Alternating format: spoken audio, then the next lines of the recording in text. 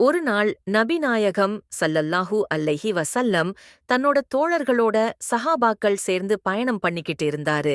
அப்போ ஒரு மனிதன் ரொம்ப தாகமா கஷ்டப்பட்டுட்டு வந்தான். எனக்கு தண்ணீர் கொஞ்சம் குடிக்கணும்னு கேட்டான். ஆனா அங்கிருந்தவர்களிடம் தண்ணீர் ரொம்ப குறைவுதான் இருந்தது. ஒரு தோழரிடம் சிறிது தண்ணீர் இருந்தது. அதையும் கொண்டு வந்தாங்க. நபி ஸல்லல்லாஹு அலைஹி வஸல்லம் அந்த தண்ணீர் பாத்திரத்தை எடுத்துக்கிட்டு அல்லாஹ்வை துதிச்சார். பிறகு கையை அந்த பாத்திரத்துக்குள் வைத்தார். அதிசயமா நபி ஸல்லம் விரல்களிலிருந்து தண்ணீர் ஊற்று போல பாய ஆரம்பிச்சது. அங்கிருந்த எல்லாரும் குடிச்சாங்க. அவர்களோட ஒட்டகங்களுக்கும் போதிச்சது. விளக்கம் விரிவாக 1. முஆஜிசா அதிசயம். இது சாதாரணமா நடக்க முடியாத விஷயம். நபி அவர்களுக்கு அல்லாஹ் கொடுத்த சிறப்பு. இதுவே முஆஜிசா அதிசயம் என்று சொல்லப்படுகிறது.